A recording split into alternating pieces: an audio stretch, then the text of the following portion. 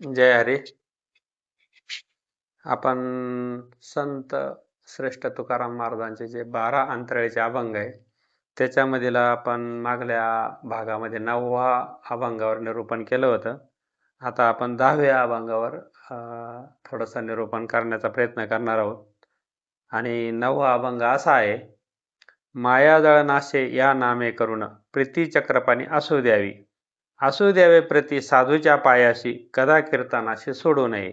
सोडू नये पुराण श्रवण कीर्तन मनन निज ध्यासन साक्षात्कार. आपण मागल्या अभंगात निजी ध्यासन साक्षात्कार, श्रवण मनन निजी ध्यास आणि साक्षात्कार ह्या विषयावर आपण बघितलं होतं. आणि त्याचाच थोडासा भाग या पुढल्या अभंगामध्ये त्याचं विश्लेषण करण्यासाठी हा 9वा अभंग घेणं गरजेचं आहे. साक्षात्कार झाल्या सहज समाधी तुका म्हणे उपाधी गेली त्याची. साक्षात्कार झाल्यानंतर त्याला जी उपाधी लागलेली ती जाती. अशा प्रकारचं आपण मागल्या अभंगामध्ये बघितलं होतं. आता 10वा अभंग असा आहे: गेली त्याची जाण तोच ब्रह्म झाला. म्हणजे उपाधी गेली, त्याची जाण तोच ब्रह्म झाला. अंतरी निवाला पूर्णपणे झाला राहतो कैसा रीती. त्याची आता स्थिती सांगतो मी तुम्हा ऐका मनोगत. राहतो मूर्खावत जगा माझे. जगात पिशाचे अंतरी शहाणा सदा ब्रह्मी जाणा निमग्न तो सदा जैसा मकरंद. अंतर्बाह्य भेद वेगाळले भेद किती त्या असती. हृदयाची गती न कळे कोणाला त्याचे हेची वर्म. योगी जाणे सर्व खून त्याची जाण तैसे जे असती. तुका म्हणे भ्रांती दुजे आला. अभंगाला सुरुवात करण्यापूर्वी मागल्या अभंगाचा जो रेफरन्स तो तुकाराम महाराजांनी घेतलेला आहे, तो 9व्या अभंगामध्ये ज्याची उपाधी गेली. उपाधी म्हणजे नाही ते आपल्याला चिकटलं गेलं, नको असलेला भाग आपण त्याला सत्य मानला. आणि जी उपाधी जी लागलेली,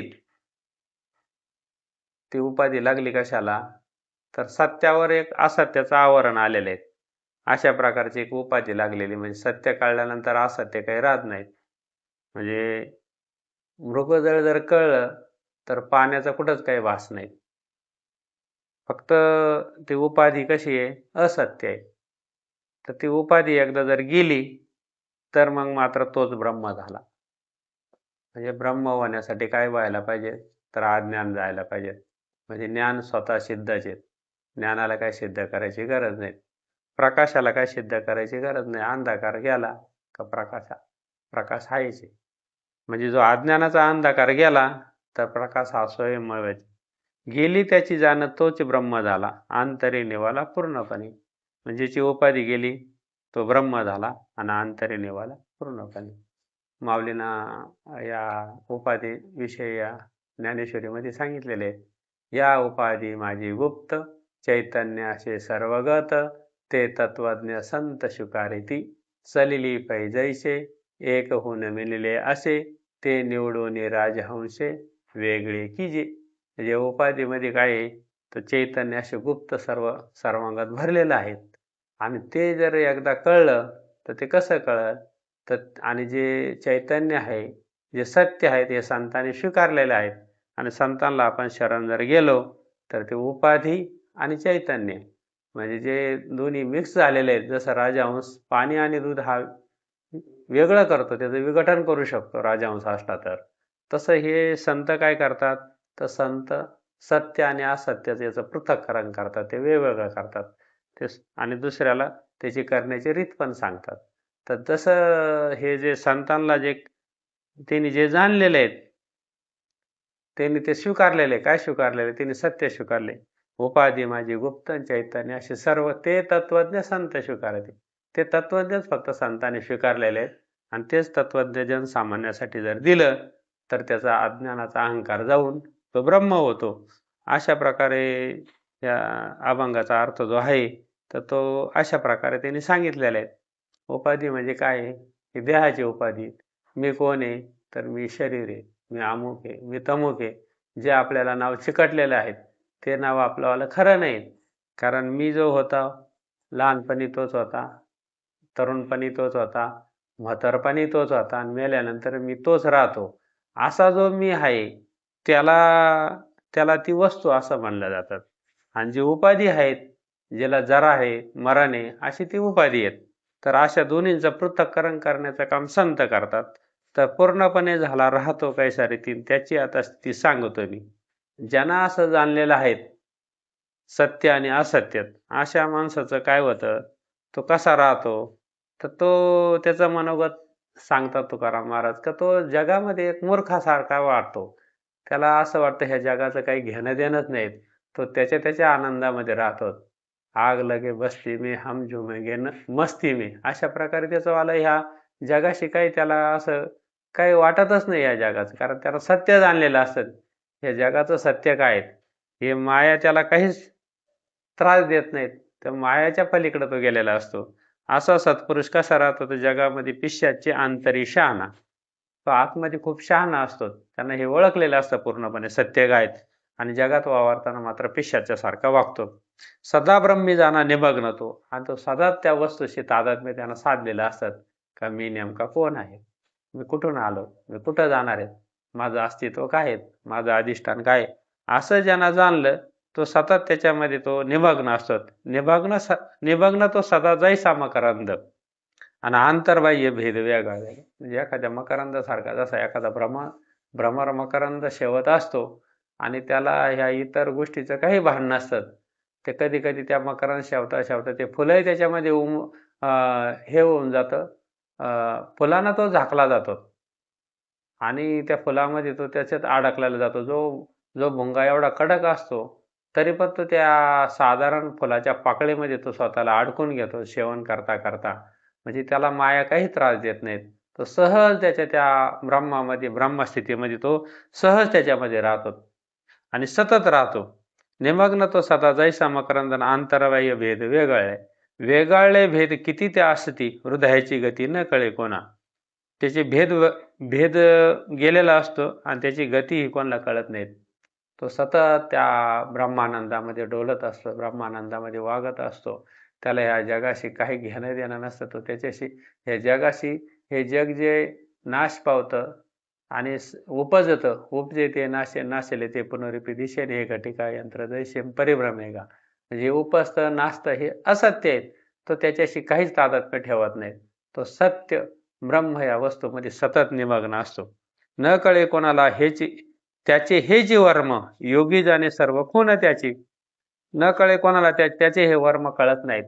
आणि कारण कारण कारण ते वर्म कोणाला जाणता येतं, जो योगी आहे, जो साधक आहे, जो साधू संतांना शरण गेलेला आहे, ज्यांना सद्गुरूकडून महावाक्याचा बोध घेतलेला आहे, अशा पुरुषाला, अशा भक्ताला त्याची खूण जाणलेली असते. माऊली हरिपाठात म्हणतात, पहिल्याच याच्यामध्ये असोने संसारी जीव वेग करीन वेदशास्त्र उभारी बाह्य सदा. ज्ञानदेव म्हणे व्यासाची या खोना, आणि द्वारकेचा राणा पांडवागारी.